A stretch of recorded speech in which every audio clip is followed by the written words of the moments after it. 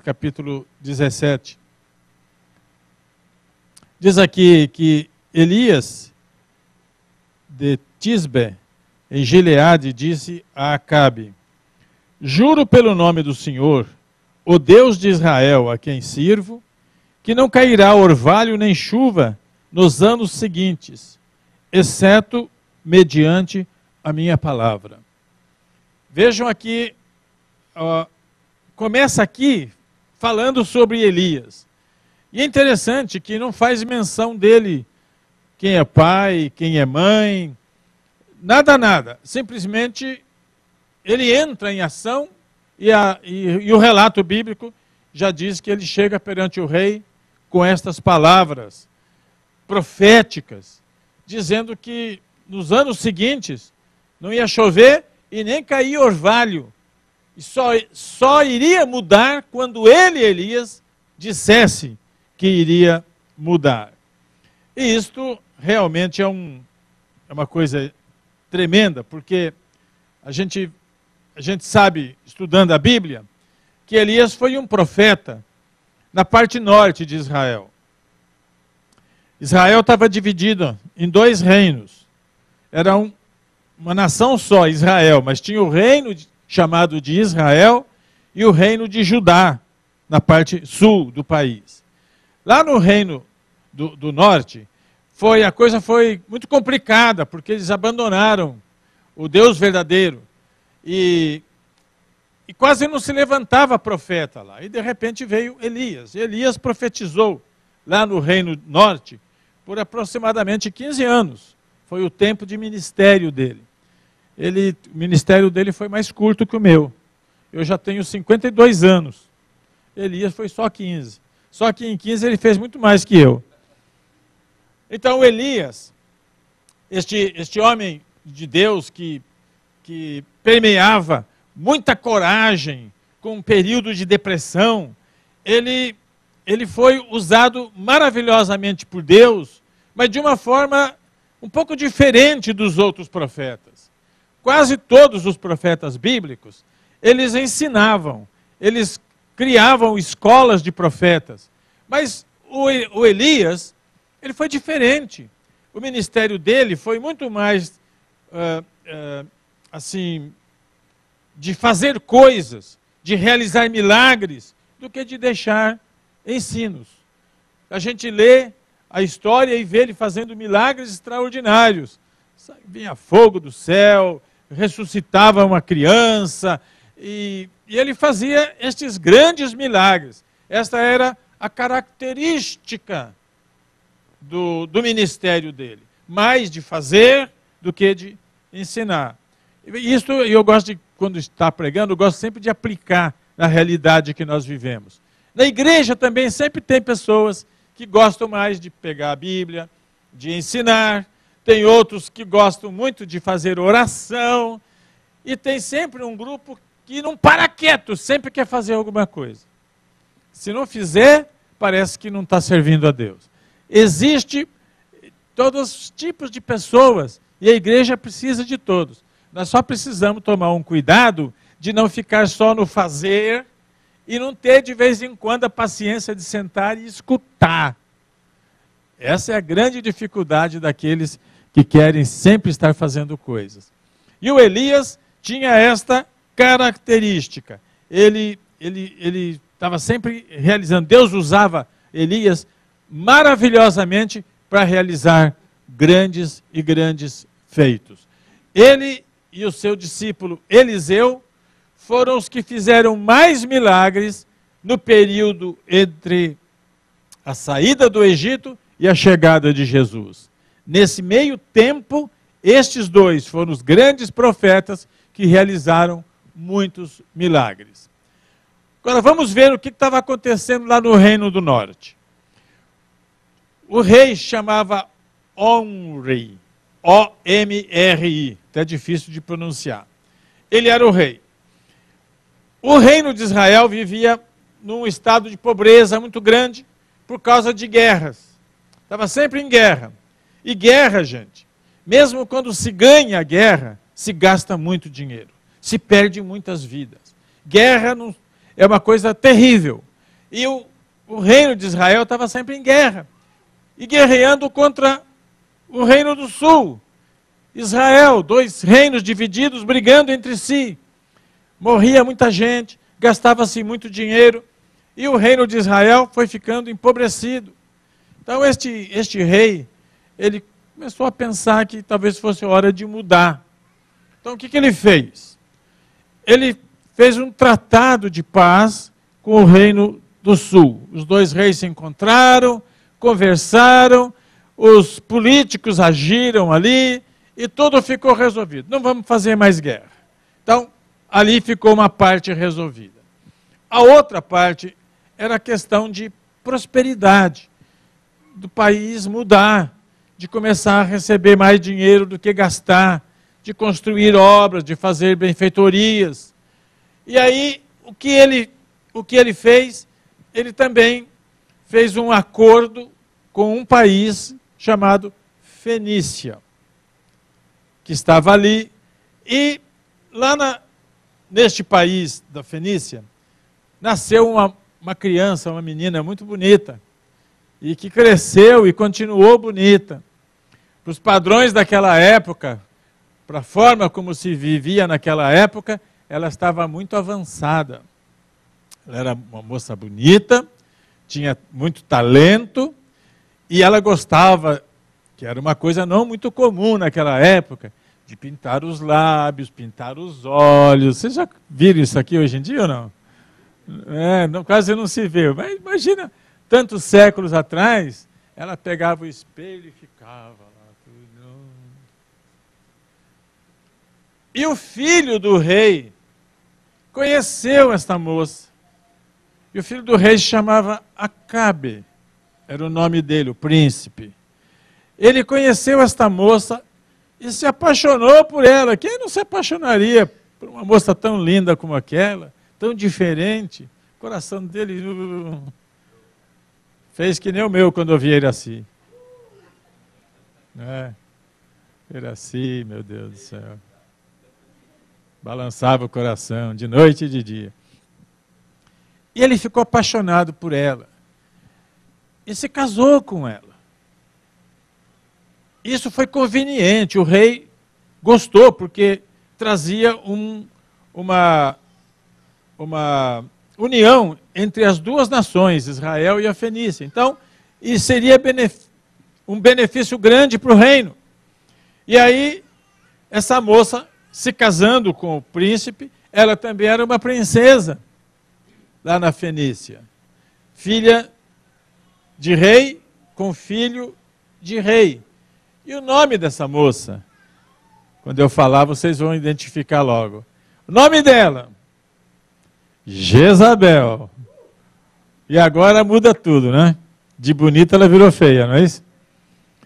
Porque essa mulher, ela cresceu, gente, como criancinha. Ela cresceu aprendendo a adorar um Deus que se chamava Baal. Ela não conhecia o Deus verdadeiro, porque ela cresceu assim. Isso é importante. As coisas que acontecem na nossa infância, elas nos acompanham, elas vêm. A vida toda, aquelas coisas nos acompanham. Não tem como se livrar delas. Eu tive a bênção de nascer num lar cristão. Meus pais eram da igreja presbiteriana. E eu nasci, fui batizado pequenininho na igreja presbiteriana.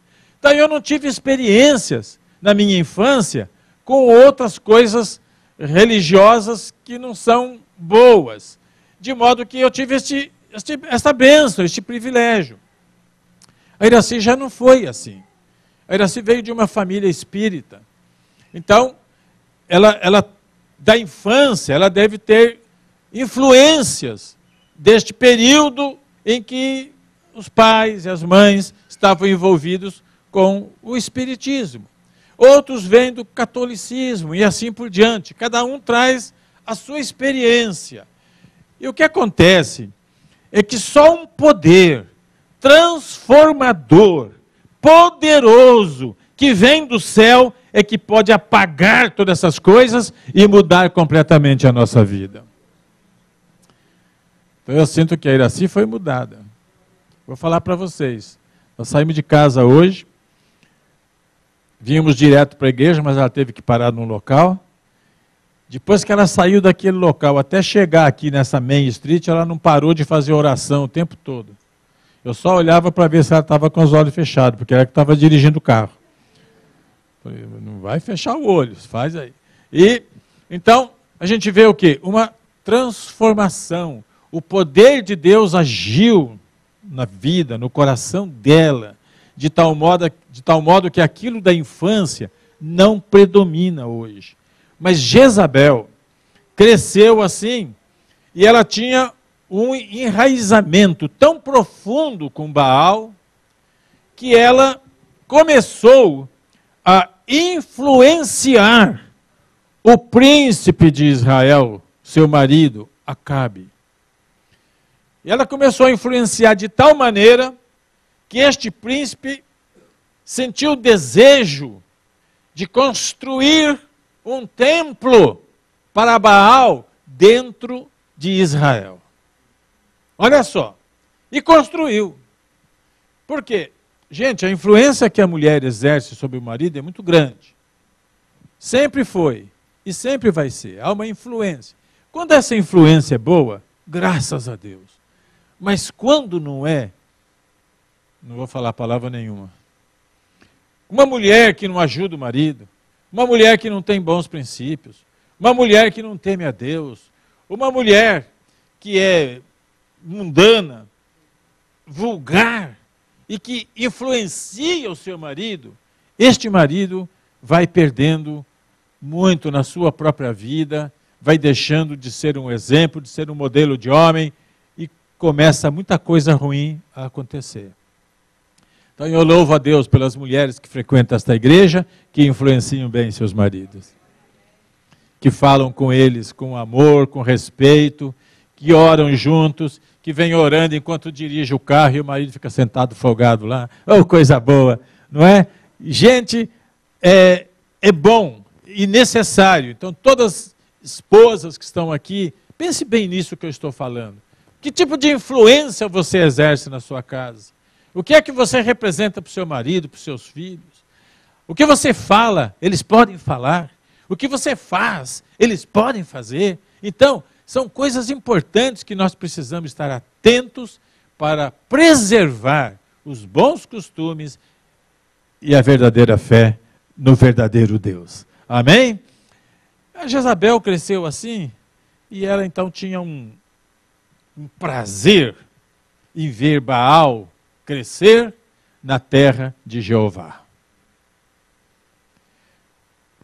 A nossa Bíblia, quando a gente lê Senhor nas nossas Bíblias, foi o termo que os tradutores escolheram para substituir a palavra Jeová. Então, quando lê Senhor, originalmente significaria Jeová. Então, Jeová é o nome de Deus.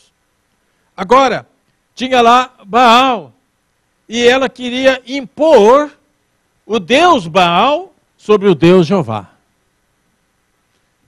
E o Baal, o significado do nome Baal era o Deus da chuva e da prosperidade.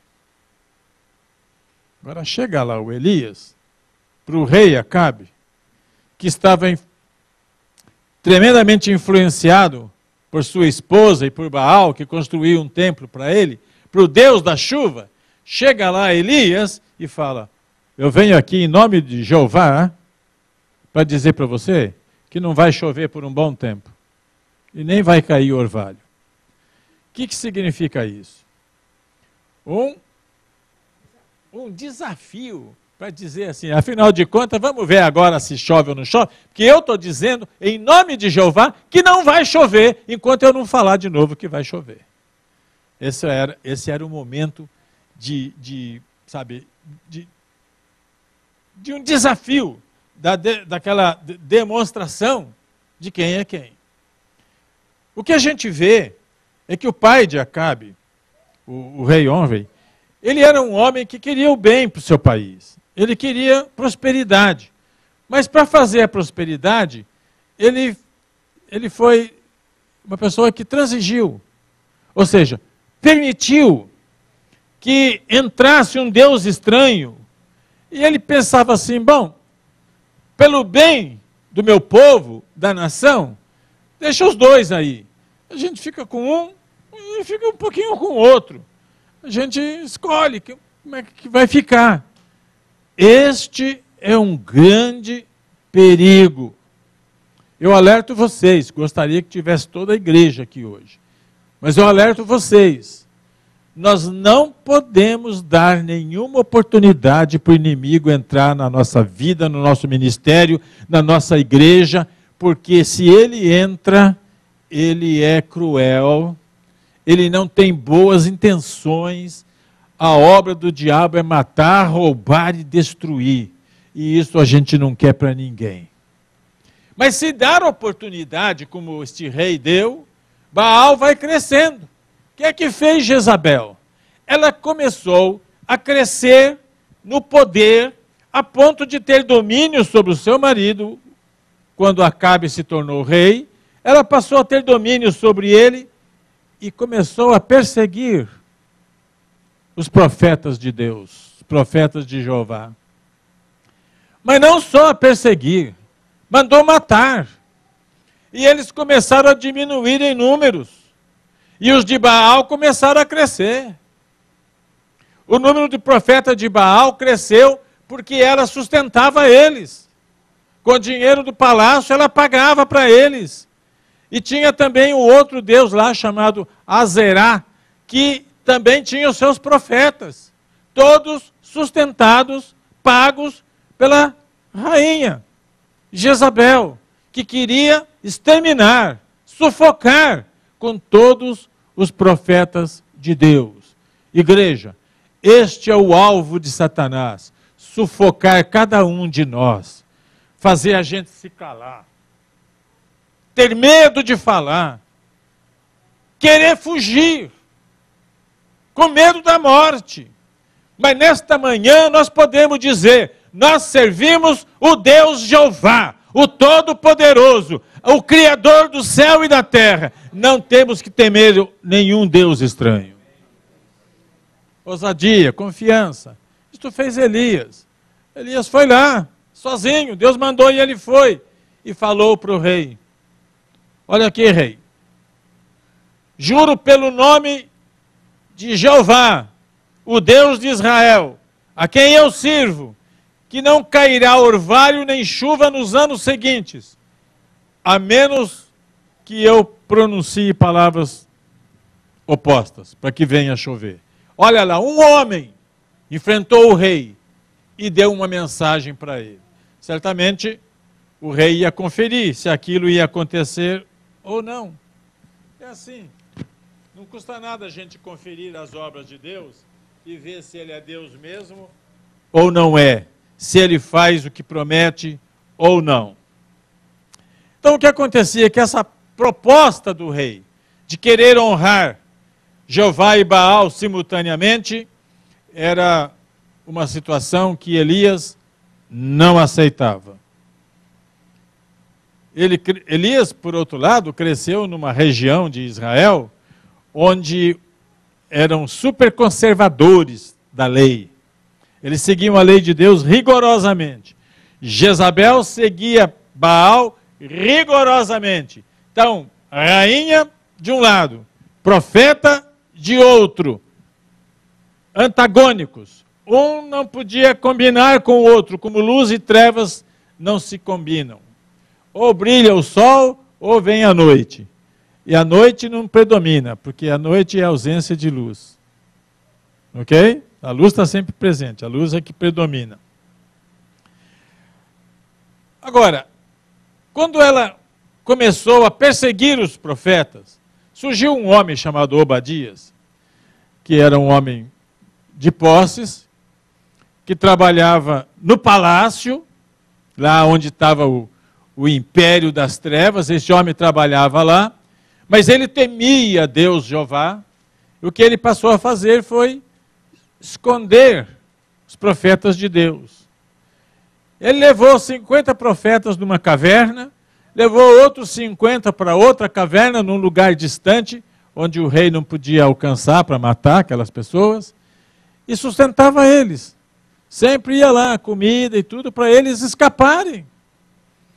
E outros não puderam escapar e morreram. Certo dia, o Elias, que foi procurado por muito tempo pelo rei, porque o rei ficou com raiva do Elias, procurou para matá-lo e não encontrava. Finalmente, o Elias se apresentou para esse Obadias, que trabalhava no palácio, e o Obadias conhecia o Elias. Quando ele apareceu, o Obadias ficou surpreso.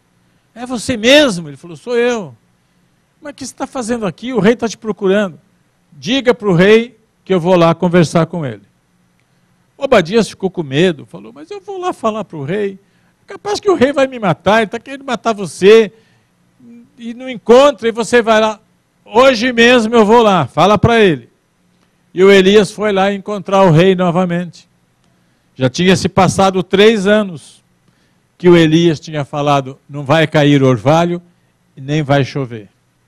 3 anos de seca. Não choveu, não caiu o orvalho.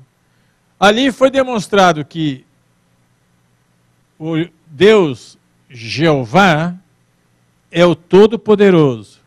E o Deus Baal não fez chover. O Deus da chuva não fez chover. Mas o Deus que falou pelo profeta, não vai chover, manteve a sua palavra e não choveu. Deus sempre honra a sua palavra, gente. Deus honra quando nós falamos a palavra dele. Aí o Elias se apresenta para o rei. Chegando lá, ele fala para o rei, olha, eu quero fazer um desafio para valer aqui. Eu quero que você reúna os profetas e leva lá para o monte. Lá no alto do monte nós vamos ver quem é Deus. Leva os 450 profetas de Baal e leva os 400 de Azerá. Então, o total de falsos profetas eram 850. Mas o desafio que o Elias fez foi para os profetas de Baal, o rei da chuva, o rei, ou Deus, melhor dizendo, da prosperidade. Leva eles lá. E o rei fez isso, ajuntou todo o povo e ajuntou os profetas, lá no alto do monte. E Elias foi para lá, chegando lá eles fizeram um trato. Vamos ver quem é Deus. Vamos ver quem é que prova que é Deus.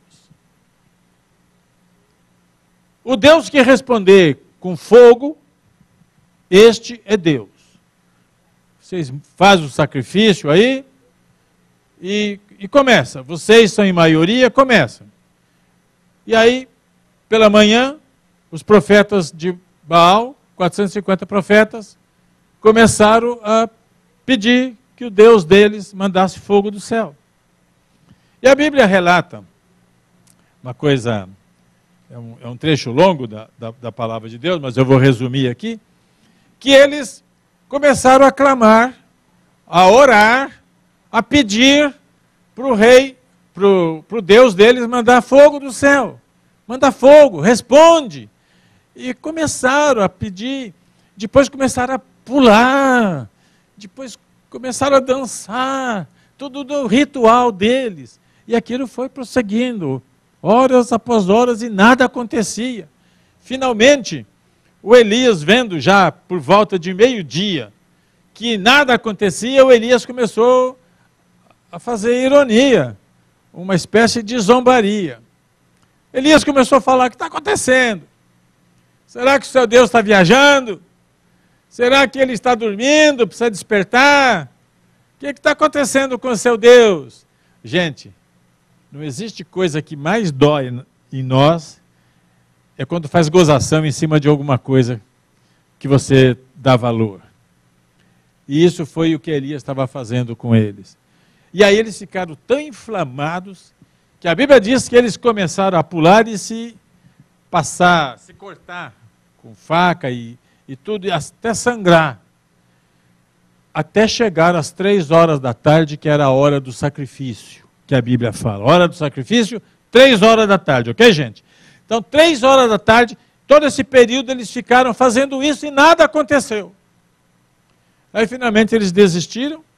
Chegou a vez de Elias. Agora, Elias estava só ele, um só profeta de Deus ali. E 450 profetas de Baal, cansados, sangrando, enfraquecidos. Chega Elias ali, primeira coisa que ele faz, ele pega 12 pedras grandes e põe ali uma em cima da outra, e isto se chama altar. Ok?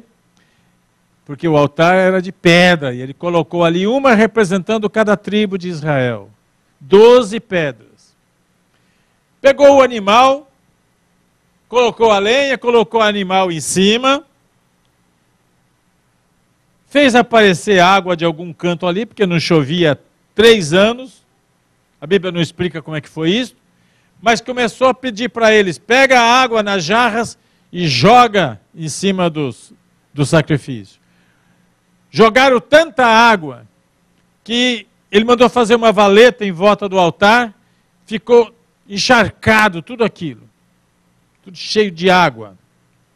E aí Elias não pulou, não dançou, não gritou, não se cortou, mas ele fez uma oração. Só uma oração. E nesta oração ele pediu para Deus: prova, mostra quem é Deus. E o que aconteceu foi fantástico. Veio fogo do céu.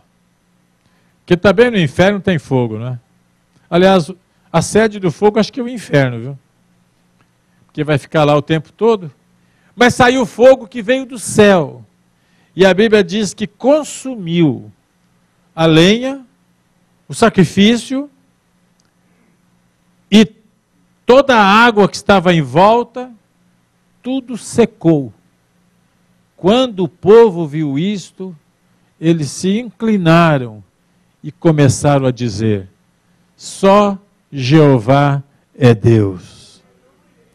Só Jeová é Deus. Que nós dizemos, só o Senhor é Deus. Quer dizer, foi um desafio, ele teve que ter coragem.